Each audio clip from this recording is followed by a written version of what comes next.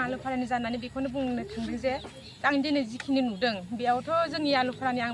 बारा मानसि नुवाखै जिखिनि मानसि नुदों आं सब आवननिफ्राय फैनायसो नुदों जेनेबा आवननिफ्राय फैनानै गेदेरनि जानायसो नुदों जोंनि आलुफारानि मानसि आं खुब खमानो नुदों आरोना ओमफ्राय आरो बेयाव जे माबा स्टुडेन्ट इउनियनफोरबो गासिबो ज' खौसे जादों होनना बुंदों खिन्थु बे खोथाया एखेबारे नंखाय बेखौ बिसोरो ओरैनो नंखाय बाथ्रा बिसोर फोसावदों आरो आंनि जिखिनि मिथिङाव बिसोर मानसि गेदारिं जादों होनदों बेयाव इसेबां मानसिबो आं नुनो थाङाखै मानो होनबा बे मिथिङा आंनि न' खाथियावनो जादोंमोन आं जिखिनि नुदों आं बेयाव खुब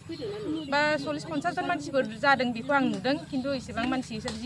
जिबायदि फोसावदों बेबायदि नंद्राया खोथाया जिबायदि बिसोरो खोथाफोरखौ भाइरेल खालामगासिनो बेबायदि नंद्राया खोथाया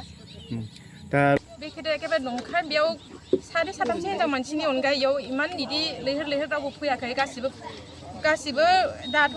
माइ गायनायानो गैया किसुमान गायै मानसिफोरा फैनो सासे सानै फैदों खिन्थु प्रायभेटआनो माने फैयाखै आरो जों नुनाय मथेबा एसे फैदों गावसोर ओंखारबाय थाग्राफ्रासो फैदों बाखि बेलेग नोंथाङा सासे आलुफारानि गामि थागिबि हिसाबै ओमफ्रायो नोंसिनि गामियाव बेसेबांसो जेनेबा इउपिपिएल हान्जाखौ हेफाजाब दङ बेखौ बुंनो थाङोबा दाथ' जेनेबा किसुमानखौ इसोर थाखा फैसानि लब दिन्थिनानै मिथिंफ्राव लेंलांदों जानो हागौ खिन्थु जों नुनाय मथेबा जोंनि आलुफारानिफ्राय इसेबां बिदि ओंखाराखै होननानै जों सानो आरो माने 70% माने बिपिएफआव दं